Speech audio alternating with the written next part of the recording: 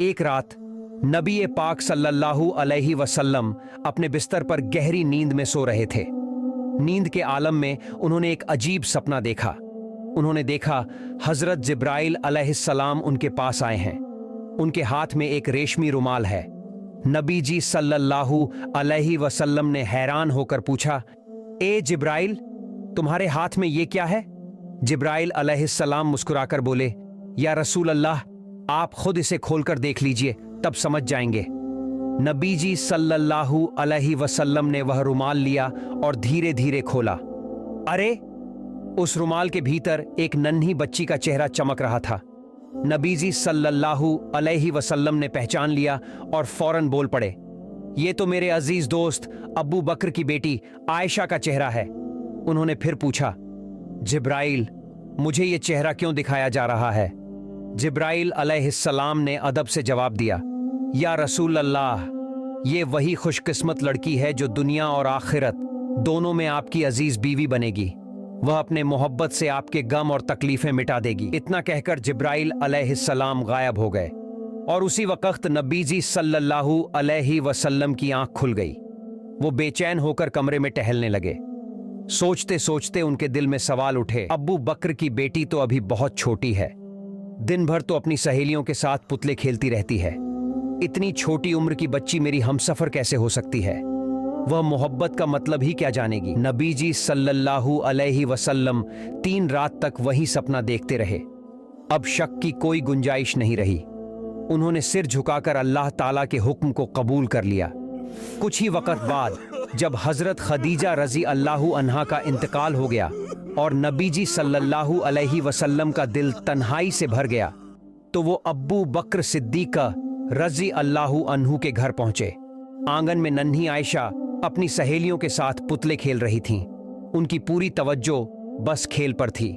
نبی جی صلی اللہ علیہ وسلم ان کے قریب گئے اور مسکرا کر پوچھا، کیا کر رہی ہو عائشہ؟ تمہارے ہاتھ میں یہ کیا ہے؟ عائشہ نے معصومیت سے ہنستے ہوئے جواب دیا، یہ میرا گھوڑا ہے۔ نبی پاک صلی اللہ علیہ وسلم نے ہنستے ہوئے ذرا مذاق کیا اور کہا، اچھا ٹھیک ہے، سمجھ گیا، لیکن عائشہ، تمہارے گھوڑے کے تو پنکھ بنے ہیں۔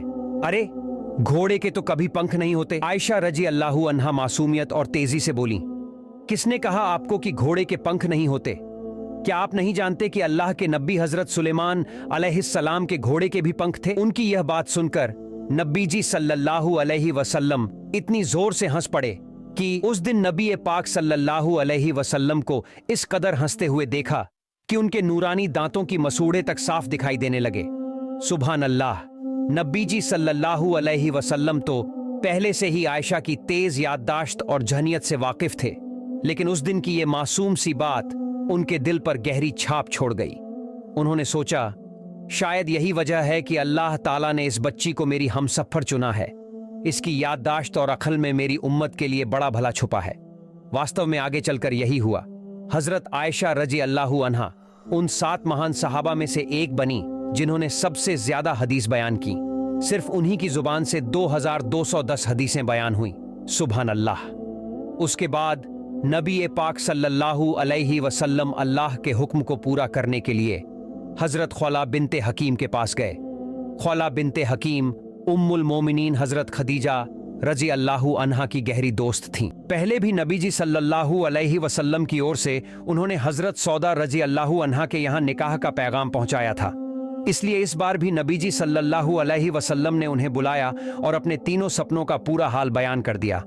پھر فرمایا، خولہ، تم ابو بکر کے گھر جاؤ اور میری طرف سے یہ پیغام پہنچا دو۔ خولہ بنت حکیم یہ سن کر بہت خوش ہوئیں اور فوراً ابو بکر صدیقہ رضی اللہ عنہ کے گھر چلی گئیں، لیکن اس وقت ابو بکر گھر پر موجود نہ تھے۔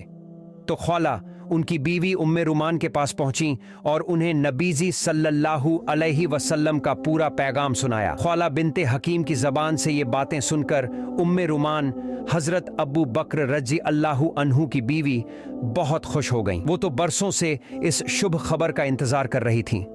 خوشی سے ان کی زبان جیسے تھم سی گئی۔ ادھر اللہ کی قدرت دیکھیے، خولہ ابھی اس گھر سے باہر بھی نہیں نکلی تھیں کہ اسی وقت حضرت ابو بکر رضی اللہ عنہ گھر پہنچ گئے۔ जैसे ही खौला ने उन्हें देखा, उन्होंने अल्लाह ताला का शुक्र अदा किया और कहा, ए अब्बू बकर, जरा गौर से सुनो, रसूलुल्लाह सल्लल्लाहु अलैहि वसल्लम ने मुझे तुम्हारे पास भेजा है। उन्होंने तुम्हारी बेटी आयशा के लिए निकाह का पैगाम भेजा है। अब तुम बताओ, इस बारे में तुम्हारी राय क्या है? ये सुनकर हजरत अब्बू बकर रजी अल्लाहु अन्हु की खुशी का ठिकाना न रहा। वो तो हमेशा से चाहते थे कि किसी तरह अल्लाह उनके घराने को नबी पाक सल्लल्लाहु अलैहि वसल्लम से रिश्तेदारी में जोड़ दे, लेकिन कभी हिम्मत न कर पाए कि ये बात खुद जुबान से कह सके। अब जब नबीजी सल्लल्लाहु अलैहि वसल्लम की तरफ से खुद पैगाम आया था, तो अब्बू बकर रजी अल्लाहु अन्हु खुशी से फूले न समाए। उन्होंने वहीं सिजदा किया और कहा, ये तो अल्लाह की ही मर्जी है। अल्लाह ही चाहते हैं कि मैं अपनी बेटी का निकाह नबीजी के साथ कर दूं। लेकिन सिजदे से सिर उठाकर थोड़ी देर सोच में डूब गए और फिर बोले, खौला, ये निकाह कैसे हो सकता है? नबीजी तो मेरे भाई हैं और आयशा उनकी भतीजी से तो निकाह नहीं हो सकता। खौला यह सुनकर सीधा नबी पाक सल्लल्लाहु अलैहि वसल्लम के पास पहुंची और सारी बातें बता दी।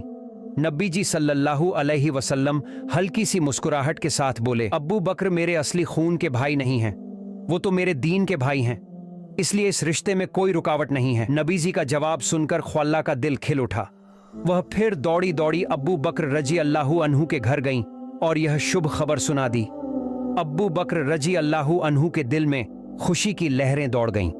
उधर नन्ही आयशा रजी अल्लाहु अन्हा अपने पड़ोसियों के घर सहेलियों के साथ पुतले खेल रही थीं, और इधर उनकी दूध माँ वाइला रजी अल्लाहु अन्हा उन्हें ढूंढते ढूंढते परेशान हो रही थीं।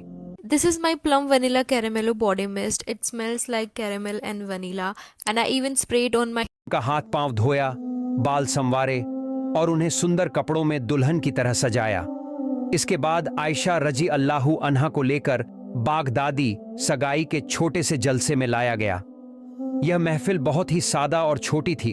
वहां बस आयशा, उनकी मां उम्मे रुमान, अब्बू बकर रजी अल्लाहु अन्हु, 2-3 सहाबा और रसूलुल्लाह सल्लल्लाहु अलैहि वसल्लम मौजूद थे। सुभान अल्लाह। निकाह का वक्त आया तो हजरत अब्बू बकर रजी अल्लाहु अन्हु ने खुद खुतबा पढ़ा और 500 दिरहम महर तय किया।